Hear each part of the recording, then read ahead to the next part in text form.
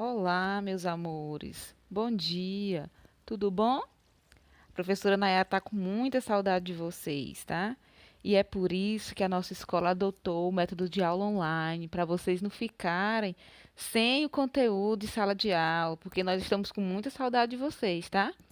Agora nós vamos dar continuidade ao nosso assunto de botânica. Lembra que nas aulas anteriores, antes de entrar essa pandemia, nós já começamos a falar sobre botânica, que essa área da biologia, ela é uma área, como nós já sabemos, que estuda as plantas, tá? Essas plantas, gente, vocês lembram também que nós falamos que são as mais simples até as mais complexas. Falamos também que a botânica, gente, ela em latim é trabalhar dentro do reino Plantae, ok? Pertencente ao grupo dos metafitas. Uma das características importantes que nós temos que falar sobre o reino vegetal é que todas as plantas, pessoal, sem exceção, elas são seres eucariontes. Aí vocês lembram dos conceitos das séries anteriores, né? Que os organismos eucariontes, eles são aqueles que apresentam o seu núcleo delimitado pela carioteca, tá bom? Ou também chamado de membrana nuclear.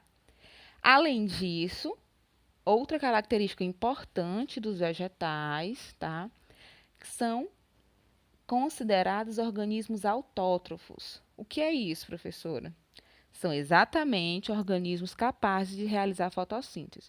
São só as plantas que fazem fotossíntese, gente. Nós lembramos também que existem as algas, tá? Que elas pertencem ao reino protista, ok? Os vegetais também são considerados organismos pluricelulares, compostos de muitas células, tá bom? Embora sejam vegetais menores, como os musgos, as hepáticas, tá? Eles têm muitas células, porém, tá bom? Existem organismos vegetais bem maiores, como as angiospermas, que têm maior quantidade de número celular. Eles também, pessoal, apresentam tecidos bem organizados, tá bom? E um desses tecidos que nós podemos citar são o xilema e o outro floema, tá? Que são tecidos que vão fazer a condução de nutrientes por todo o corpo desse vegetal, tá bom? Vamos relembrar, tá? Alguns grupos vegetais. Vamos lembrar também que esses grupos, tá? Começam sempre do mais simples até o mais complexo, dentro da grade evolutiva, tá bom? Então, nós vamos falar de primeiro das briófitas, tá bom? Briófitas, gente, sempre quando nós falamos em briófitas, nós vamos lembrar de vegetais menores, tá? Que muitas vezes são confundidos com lodo, né? Que às vezes a gente pensa, tá na calçada, tá no período de inverno, a calçada está, ou o muro está todo coberto de verde, né? Às vezes a pessoa pensa que ali é outro micro-organismo, mas nós sabemos que muitas vezes esse muro ele está recoberto por uma plantinha pequenininha chamada de musgo, que ela forma uma espécie de tapete, tá bom? As hepáticas também incluem o grupo das briófitas, assim como os antóceros. Lembrando que as briófitas, elas, como elas são plantinhas pequenas, tá bom?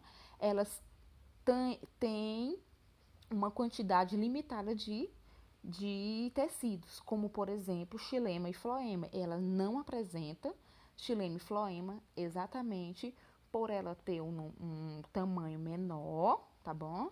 Além dela precisar exclusivamente da água para a sua reprodução. E aí nós vamos falar de outra característica importante das plantinhas, da briófita, tá bom? Que ela é uma planta que precisa exclusivamente da água. Lembre-se sempre desse nome, exclusivamente da água, para o seu processo reprodutivo, tá bom? Vamos falar um pouquinho sobre o ciclo de vida dessas plantinhas. Elas, como vocês sabem, são consideradas seres vivos, tá? Por ela ser considerada ser viva, ela nasce, cresce, reproduz, tá bom? Amadurece, envelhece e morre. Então, essas plantas, gente, muitas vezes são confundidas, né? E pensem que as pessoas pensam que elas não são seres vivos, porque ninguém vê ela se movimentar, né? Ninguém vê essas características tão presentes no ser vivo, como às vezes a gente associa o ser vivo só ao animal, mas não é, tá? Então, as plantinhas, no caso das briófitas, nós vamos ver que elas apresentam um ciclo de vida bem diferenciado das outras plantas, tá?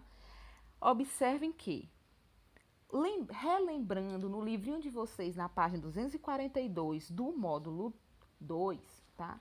Nós vamos encontrar as partes de um musgo, tá bom? Aí vocês dão uma relembradinha lá no livrinho de vocês, limpo, nós já estudamos em sala de aula, tá? Nós só estamos aprimorando nosso conhecimento. Lembrem-se que as briófitas, gente, elas apresentam uma cápsula, uma haste, filóide, cauloide e rizóide, tá? Lembrem que a cápsula, né, é que vai ter os esporos. Essa cápsula, gente, é chamada de esporanjo. É nela que vai acontecer a produção dos esporos, ok? Esses esporos, eles são responsáveis pelo processo reprodutivo, tá bom? O esporo, ele vai de encontro, né? O esporo vai de encontro à osfera, tá bom? Da plantinha feminina, ok? Que vocês podem observar aí nessa imagenzinha circulada de azul, que tem o processo da fecundação bem claro aí, nítido. Então, observem que o esporo, ele vai de encontro à osfera. Esse encontro, pessoal, é muitas vezes possibilitado graças à presença da água. Então, por isso que as briófitas, elas são plantas que necessitam exclusivamente da água para a sua reprodução. Porque se não tiver água, elas não conseguem se reproduzir efetivamente, ok?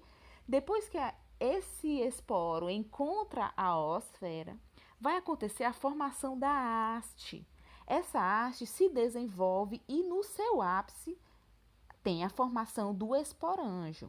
Lembrem-se também que essa parte que apresenta o filóide, gente, ela é chamada de gametanjo, tá? Essa parte verdinha que vocês estão observando aí.